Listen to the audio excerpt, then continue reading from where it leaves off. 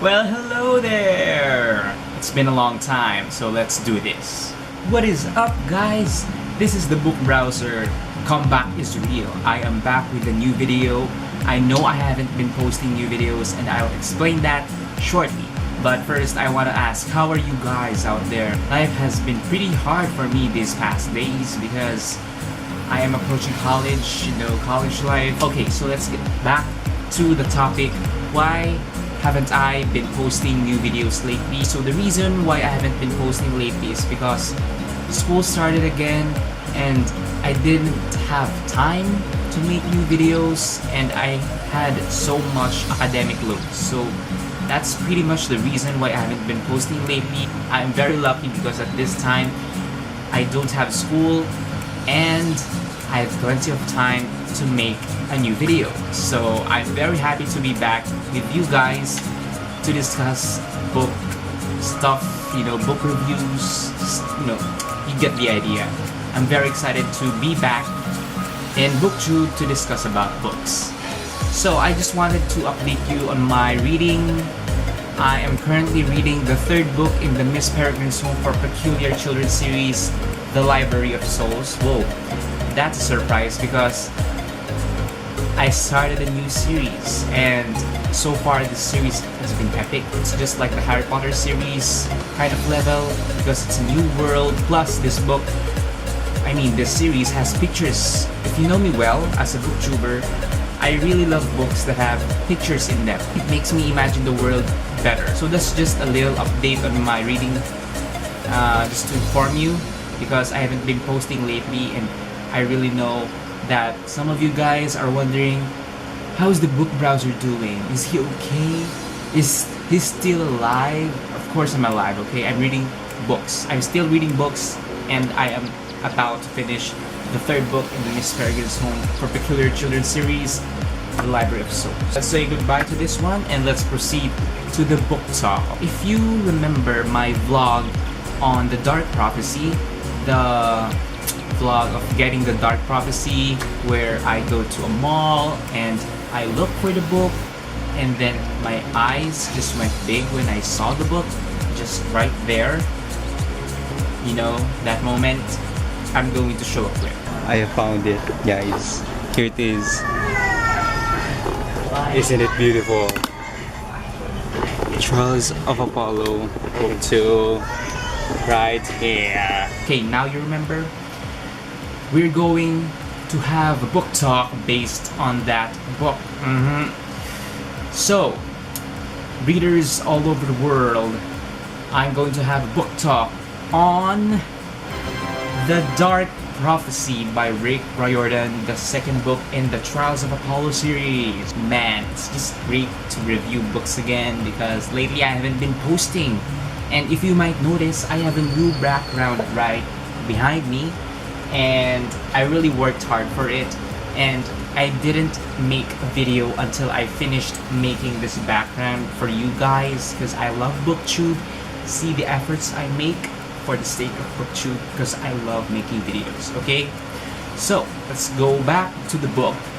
This is The Dark Prophecy, the second book in the Trials of Apollo series, and this is all about Apollo or Lester Papadopoulos, who is about to receive a prophecy, which is a dark one, obviously because of the title, and he's about to meet obstacles along the way and griffins as well because there are griffins in this book and I'm very excited because it reminds me of Harry Potter and the creatures they had in the books and this reminds me a little bit of Harry Potter. So if you haven't read the book, please read the series.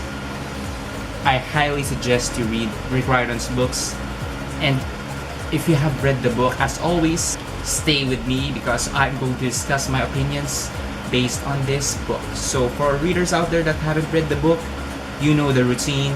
You can always pause this video because that's all I'm going to say because this is the second book in the series and I don't want to spoil the book for you, okay? Although some people want to be spoiled, I don't see some benefit in being spoiled. Some say that when they are spoiled, they are motivated even more to read the series. So pause this video right now, guys, because I'm going to discuss my opinions. Okay, I'm going to discuss different topics in this book. Starting with number 1. I still cannot believe over the fact that Leo came back in this book. This book picked up where the last book obviously left, where Leo and Apollo and Calypso and Festus are riding Festus. Even though in the last book they were said to be having a good time at the camp, you know, with the fire. In this one, I really appreciated how Rick Riordan still made Leo funny and comedic, and he just entertains me so much in this book. Number 2, I was entertained in the scene where Leo made an interpretative dance while Apollo was talking to the police. It just made the book even funny. You know, it's just stupid. Leo making an interpretative dance towards the bulldozer because he needs to ride it in order to get away from their enemies. And while I was reading it, I was entertained. What if I imagined it? So it made the book even more funny. Number 3. This is another funny part because this is where Apollo narrated the story where he made 2 people into gods, and at the point where these 2 people needed help, they called out to Artemis instead of Apollo. Because why would you be calling out to Artemis? By the fact Artemis is Apollo's twin sister, if I'm not mistaken. Okay, so going back, why would you call out help to Artemis when Apollo made you into gods? And I was laughing in my mind because Apollo feels disappointed since they still called out to Artemis instead of calling to him. Number 4. There is a new goddess introduced in this book, and out of all the powers, she was the goddess of nets. It's just stupid to me, in my opinion, because you can be the goddess of many things, but this goddess, namely Britomartis, if you remember, was the goddess of nets. I will trap you with my nets. I have so many nets. I will trap you. You can't get away from me. It's just funny. Number 5. Now, the villain in this book is called the New Hercules, or revealed later in this book, Commodus. And I was curious at the time when I read that this new villain was nicknamed the New Hercules because Hercules is an iconic character in the Greek mythology because he was made a Disney movie, and that made him even more famous. So I was curious on how this villain is going to be and what his characteristics are. I was curious on what characteristics this villain is going to have. Number 6. Do you know Magnus Chase' sword named Jack? Well, he has some kind of brother in this book because Apollo's arrow is talking, and it reminded me of Magnus Chase talking to his sword Jack. And by the way, I'm going to upload a Magnus Chase book review soon on this channel, okay? I have read the series, so it would be easy for me to review the books. Okay, so going back, I was really having fun reading the conversation between Apollo and the arrow. Number 7. I was really excited in the part where the Griffins were involved in this scene. Namely, they were Heloise and Abelard because they are so cute in the cover of this book. Number 6. The first law of Percy Jackson. Do you guys remember that?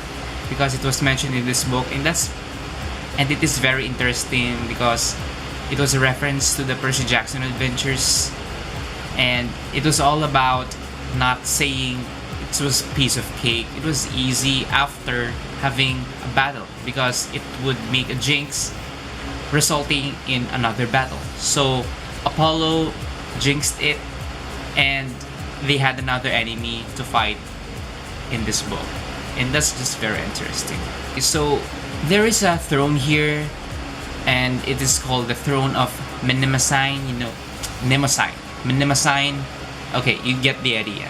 There's a throne here, and when Georgina sat on this throne, it was as if she was another person, just like when the oracle spoke through Rachel. And when she sat on this throne, I was really excited to know about the prophecy of Apollo, and she was telling that Apollo should go to the Cave of Prophecy to know his prophecy. As Meg was reciting the prophecy, I was really shocked and excited at the same time because it is a hint to what may happen in the next book.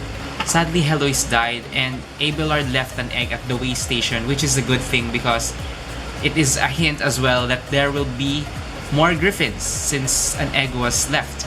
So the Dark Prophecy is about Apollo warning Camp Jupiter because of danger, and he also needs to find the third emperor by going through the maze. And surprise, surprise, Grover Underwood is going to accompany them in this trip, and that's where the book ends. So Grover Underwood, guys, Grover Underwood, the same Grover Underwood we read from the Percy Jackson series is back, and I'm really excited for the next book because I really missed his character. I had a hard time going through this book compared to the first one, The Hidden Oracle, last year, because that book was a rush. I read it in one sitting, while this one took a long time compared to the other one. The reason why I think that I took a long time reading this book is my reading taste is changing, but I still finished this book. Not that fast, but still I finished it. And it's just creepy for me in the inside because what if I may not, because what if I do not like the future Rick Riordan books? But let's not be negative because I still read the book. So those are all my opinions based on this book, Trials of Apollo, The Dark Prophecy by Rick Riordan. Thank you for watching this video. Be sure to subscribe to my channel.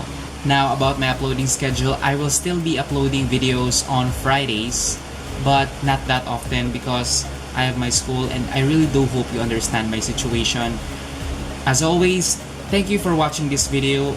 Keep reading and have a good day.